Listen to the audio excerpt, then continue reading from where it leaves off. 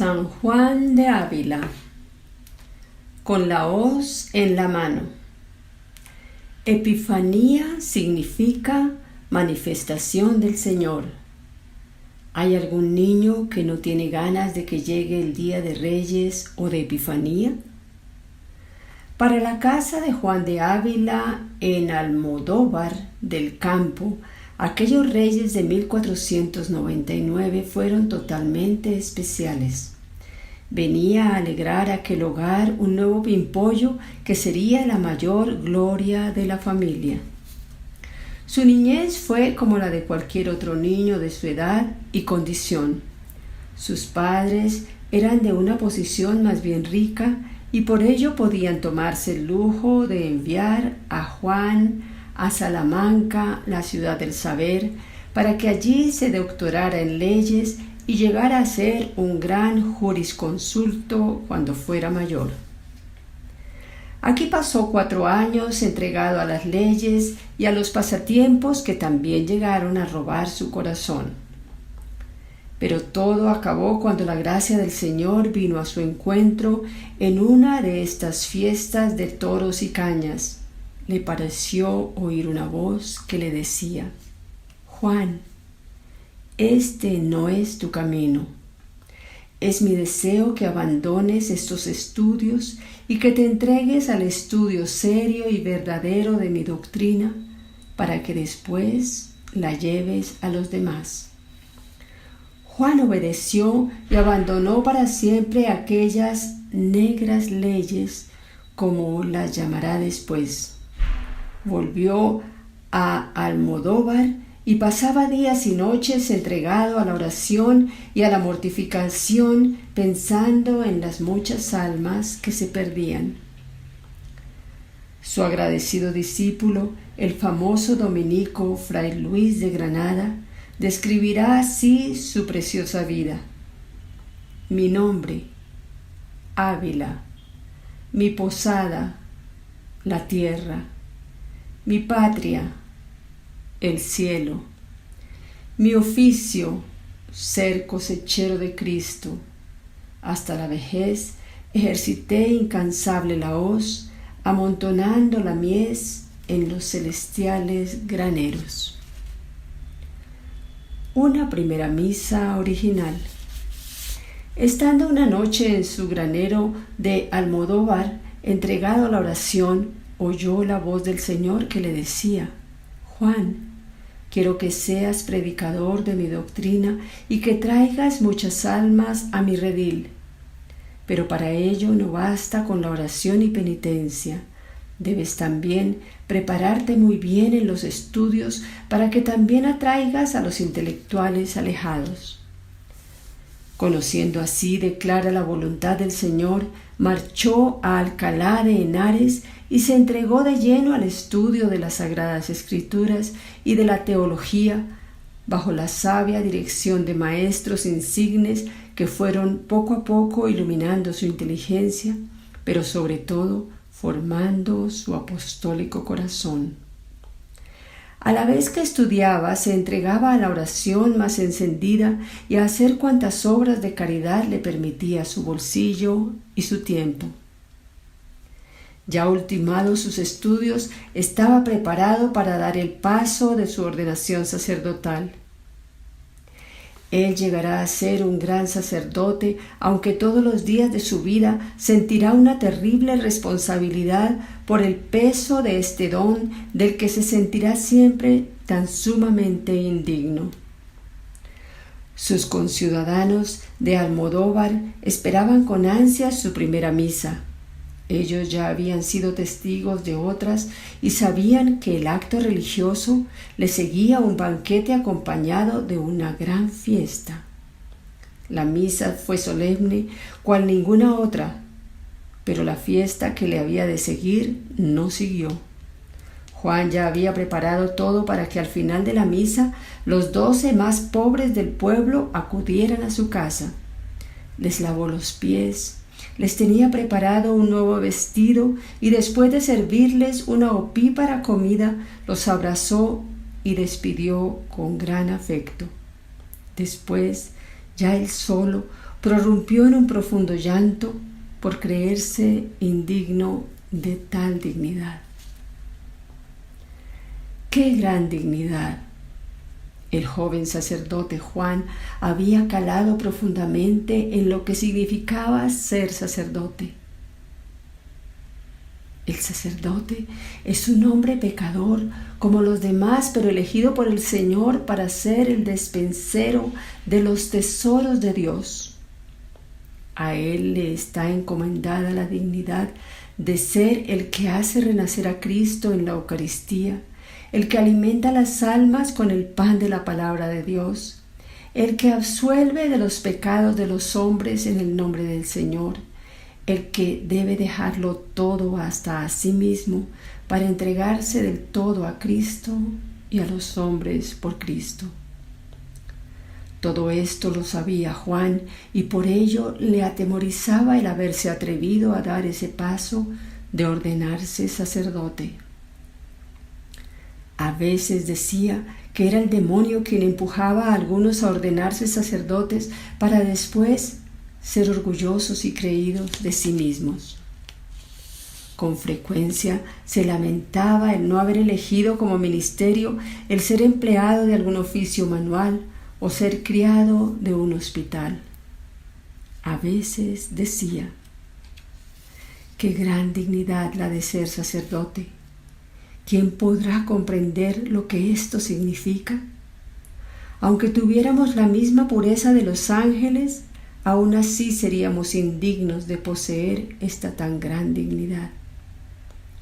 En cierta ocasión fue a visitarle un padre jesuita, amigo suyo, y lo encontró llorando a lágrima viva. «Padre mío, ¿por qué llora?», y no cesaba de derramar lágrimas. «Mire, padre, lloro porque yo no sé si lo que estoy haciendo es según la voluntad del Señor, pero usted como religioso sí que lo sabe. Basta que cumpla con la santa obediencia». Las Indias o Andalucía. El joven sacerdote arde en celo por las almas. Él sabe que Jesucristo ha venido al mundo para salvar las almas, pero que el día de la ascensión a los cielos Él dejó a los hombres como continuadores de su obra salvadora. Ahora son los hombres, por medio sobre todo de su oración y de su apostolado, los que deben continuar la obra iniciada por Jesucristo hasta que llegue la hora de que se cumplan las palabras del mismo Jesús, que haya un solo rebaño bajo un solo pastor. Juan quiere ir lejos, muy lejos, donde nadie le conozca ni le aplauda, donde haya más necesitados de su ayuda.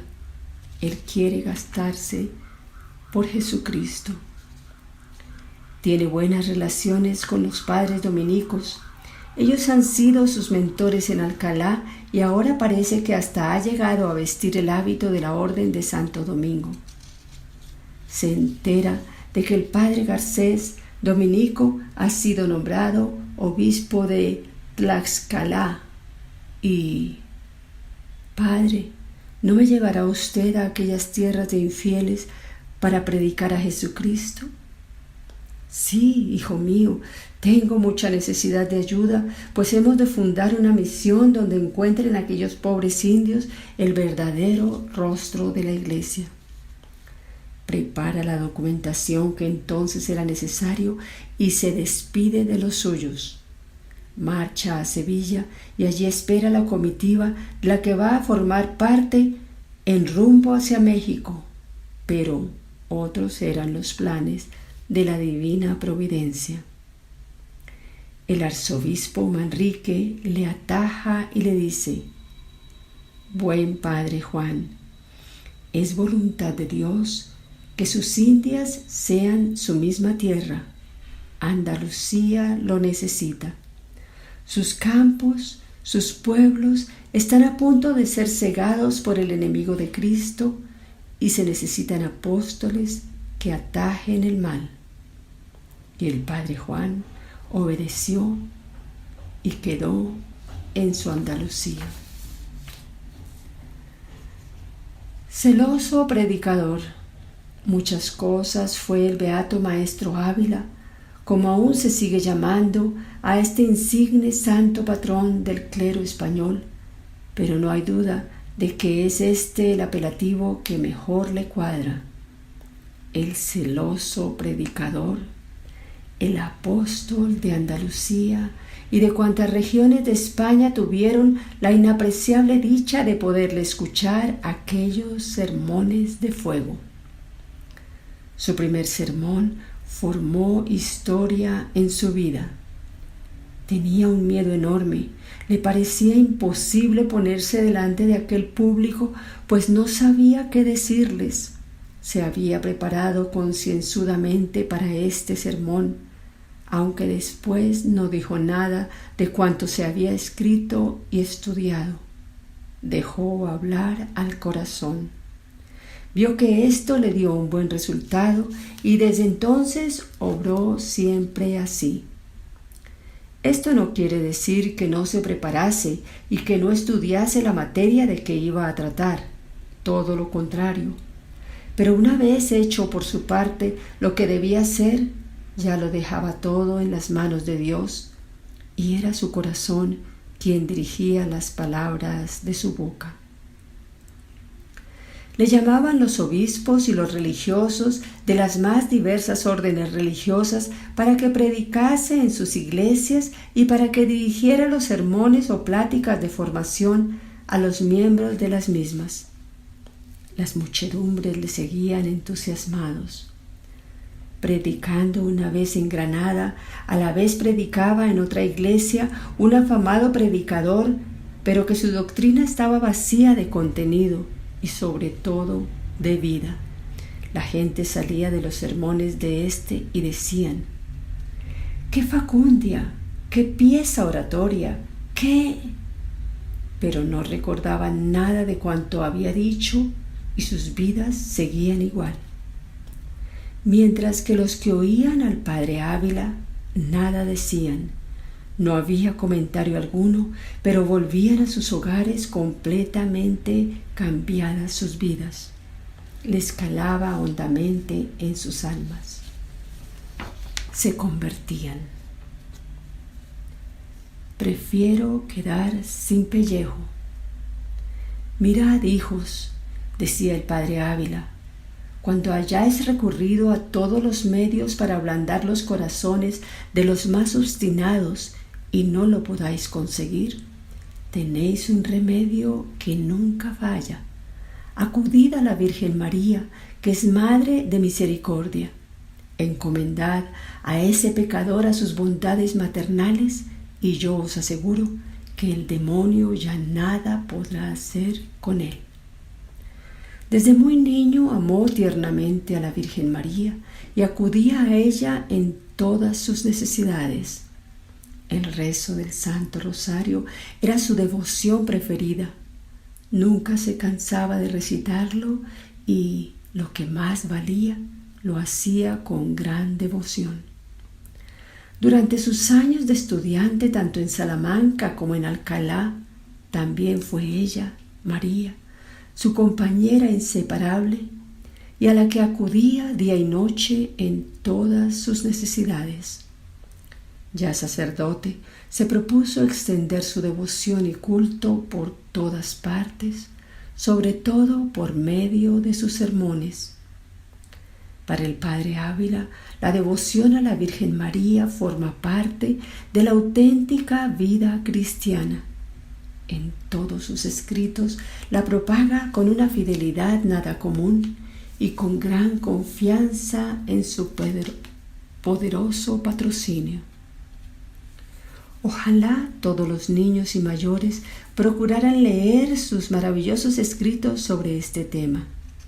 Estamos seguros que su devoción a la Virgen María aumentaría muy rápidamente en fervor, en profundidad, en confianza. Una vez llegó a decir esta frase que vale más que todo un libro.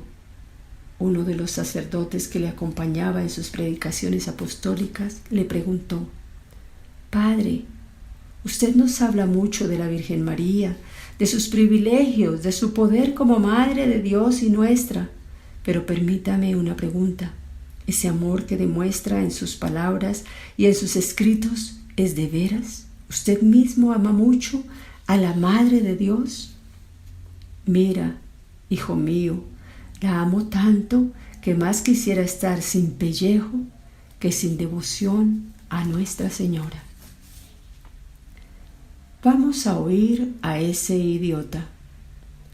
Cuando el joven Juan de Ávila se encontraba en Salamanca y le tocó el corazón el Señor para que cambiara de ruta en su caminar hacia la patria, que lo deseaba sacerdote y no abogado, él creyó que podía entregarse al cuidado de las almas sin más conocimientos que los que ya tenía. Pronto se dio cuenta de que no, que debía estudiar con seriedad y profundizar en las verdades de la fe que nos enseña la Sagrada Escritura y la teología. Por ello fue a Alcalá de Henares y en aquella ciudad que gozaba de gran fama como ciudad de letras y letrados, se entregó de lleno al estudio que conjugaba maravillosamente con su vida de oración y de servicio a los demás. Aquí estudió tan seriamente la Sagrada Escritura y sobre todo el Nuevo Testamento que se lo sabía de memoria. Llegó a conocer con gran profundidad la doctrina de los santos padres que se cita con tanta frecuencia en sus maravillosos escritos. Tenía un profundo conocimiento también de las ciencias profanas y sabía, hablaba y escribía con gran riqueza nuestro romance castellano. El gran Fray Luis de Granada le conocía como buen romancista. Tuvo contacto con los más sabios de su tiempo y todos admiraban su profundo saber. Tuvo la dicha de ser el director espiritual de los santos más renombrados de su tiempo y de otros ilustres personajes que acudían a él en demanda de consejo y dirección. Pero tampoco faltó alguien que, como el rector del Colegio Real, Bernardino de Carvajal, que después se convertiría en un apasionado discípulo de Padre Ávila, dirá a un compañero: vamos a oír a este idiota. Vamos a ver cómo predica. En la cárcel de la Inquisición. Cuánto se ha escrito y hablado de este tribunal de defensa de la fe. Siempre tuvo detractores y acérrimos defensores, como por otra parte sucede con casi todas las cosas humanas. Lo cierto es que mucho trabajó para que la fe no se contaminase con las pestes heréticas que llegaban de centro de Europa. También hay que afirmar de que en muchas ocasiones, como algo que es dirigido y llevado por los hombres, se cometieron abusos de toda clase y fueron condenados muchos inocentes y que nada tenían que ver con peligros en la fe, sino todo lo contrario. En los tiempos de nuestro Ávila está la Inquisición en todo su auge. Raro es el escritor que no tiene que ver algo entre aquellos señores rigurosos que estudian línea por línea de cuánto se escribe o predica sobre cuestiones de fe y a veces también sobre cuestiones de otras materias. Nuestro santo Ávila escribió preciosos tratados sobre la oración, sobre el modo de cómo rezar el Santo Rosario, tradujo el libro de la imitación de Cristo de Tomás de Kempis, etc., y lo hizo de modo anónimo o sin nombre por miedo a la Inquisición. A pesar de huir de ella, cayó en sus redes y durante 2 años estuvo enmarañado con ella, a pesar de que ni con una lupa se podía encontrar nada menos ortodoxo en lo escrito y en lo hablado de nuestro fervoroso predicador y concienzudo escritor. Estuvo en las cárceles de Sevilla, quizá por algunas predicaciones suyas llenas de fervor, celo y ortodoxia, en Écija y Alcalá de Guadaira. Cuando salió de la cárcel, dijo: doy gracias a Dios por este tiempo que he pasado aquí dentro del calabozo, pues me han ayudado a meditar en la vida y pasión de nuestro Señor Jesucristo. Movía los corazones. El padre Ávila no nació predicador. No era de un temperamento arrogante o decidido, más bien todo lo contrario. Cuando le encargaron de su primer sermón en Sevilla, al poco de ser ordenado sacerdote, las pasó canutas. Sufrió muchísimo hasta que pudo verse libre de aquel gran compromiso. Él mismo dice: viéndome muy apretado, fijé los ojos en el crucifijo y dije: Señor mío, por aquella vergüenza que vos padecisteis cuando os desnudaron, os suplico que quitéis esta vergüenza mía y me deis vuestra palabra para gloria vuestra. Después se sintió fuerte y decidido. Desde entonces ya sabía a dónde y cómo acudir siempre que debía predicar, que desde estos días será este su oficio principal.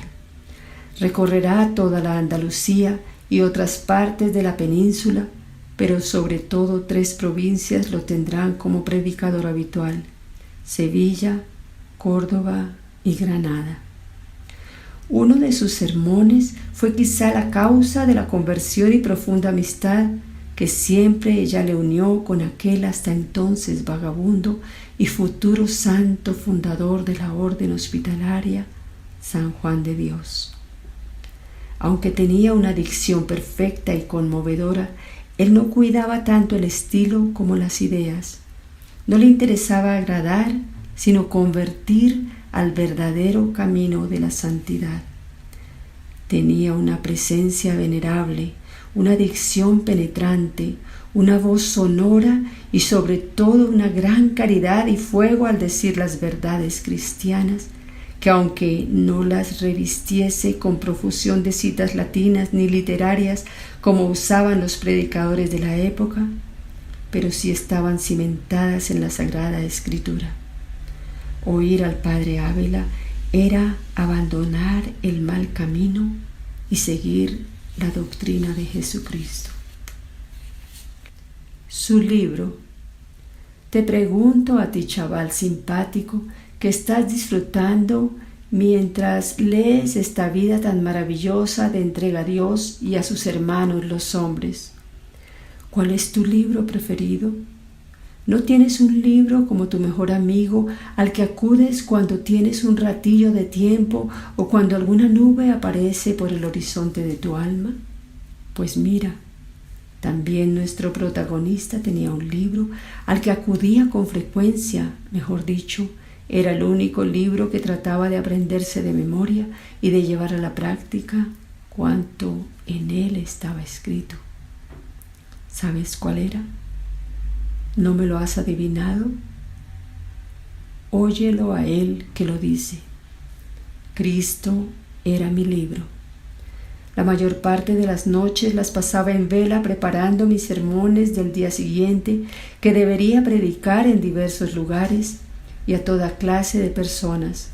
Pasaba noches enteras como cosido a mi crucifijo a la vez que le decía: Señor, yo ya sé que tú me has alquilado para 2 cosas, aunque ya sé que has tenido bastante mal gusto, pues valgo tan poca cosa. Para ayudar a mis hermanos los hombres que lleguen a conocerse en profundidad, y si lo hacen seguramente que se despreciarán, pues verán lo poco que valen y que si tiene algo de valor es cosa tuya y no de ellos. Y la segunda cosa es para que le lleve a ellos el conocimiento de quién eres tú, para que sepan apreciar los tesoros que están encerrados en tu corazón, para que lleguen a conocer, apreciar y vivir los inauditos tesoros de gracia y amor que están encerrados en tu divino corazón. Qué bien si nosotros pudiéramos llegar a conseguir estos mismos ideales del Padre Juan. Que Jesús sea nuestro verdadero y único libro, siempre dispuesto a ser leído, o mejor, a ser hojeado con H y sin ella. Se fiaba de Dios. La desconfianza no deja de ser un defecto. Esta falta llega a ser mayúscula cuando se refiere a Dios nuestro Padre bondadoso y misericordioso. San Pablo llegó a calar bien en esta doctrina y a crecer en ella cuando escribió: «Sé muy bien de quién me he fiado». Los hombres, hasta los más fieles y mejores amigos, a veces fallan. Dios no. El Señor jamás falla. Somos los hombres quienes le fallamos a Él. Nuestro santo protagonista desde niño se echó en los brazos del Señor y de la dulce Madre María y nunca le fallaron. Siempre acudía a ellos en toda clase de necesidades y siempre salió airoso de cuantas dificultades se le presentaron. Habría que recordar los centros que fundó para la formación de los sacerdotes y de los niños y jóvenes que trataban todos de seguir los ejemplos de aquel santo sacerdote, y más aún que los estatutos o normas de vida escritos trataban de copiar su vida, imitar sus ejemplos. El día del Padre Ávila estaba así dispuesto. Oración, dicen que pasaba 6 horas diarias, predicación más de 8, estudios y atención a la dirección de espíritus de cuantos a él acudían. Uno que quiso ser discípulo suyo, antes de pedirle este favor al venerable sacerdote, acudió a un compañero del santo y éste le contestó: «Señor, si queréis ser discípulo del Padre Ávila, ateneos a esto: pasar hambre y sed, nunca quejarse, entregarte sin medida a los demás y no pretendas gastar tus ojos en el estudio, sino más bien encallecer las rodillas en la oración». Su lema para toda su vida fue este: buscad el reino de Dios y su justicia, y todo lo demás se os dará por añadidura. Misas, señora, misas. Aquella vela con tanta llama encendida estaba para agotarse. Se había consumido día a día y momento a momento para iluminar las almas hacia Cristo. Durante toda su vida había tenido una compañera, la enfermedad, pero trabajaba como si siempre hubiera gozado de perfecta salud. Vivía en una gran pobreza y austeridad. Así quería él a sus sacerdotes, pobres a imitación del Maestro. Cuando ya notó que se le acercaba la hora, pidió con insistencia: «Traedme a Jesús, traedme a Jesús. Él es mi Señor, sin Él no puedo vivir». Algún discípulo empezó a leerle cosas muy elevadas sobre el cielo y la teología, y él les dijo: «Hijo mío, no me leas nada de eso, no lo necesito. En cambio, léeme algo que anime a mi espíritu a arrepentirse de sus muchos pecados. Recuérdales algunas de las cosas que yo predicaba a mis amados hijos en los días de misiones. Este me ayudará más que todas esas sutilezas que dejan tan árida el alma». En aquellos momentos le arreciaban más y más sus muchos dolores, y alguien le pregunta: «Padre mío, ¿sufre mucho?».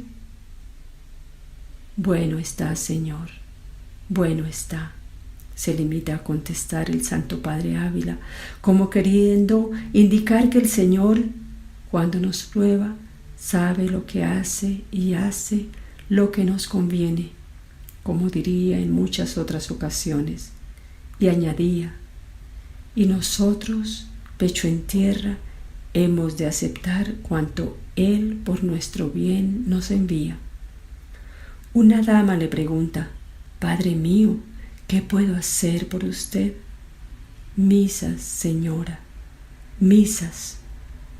Era el 10 de mayo de 1569 cuando volaba al cielo.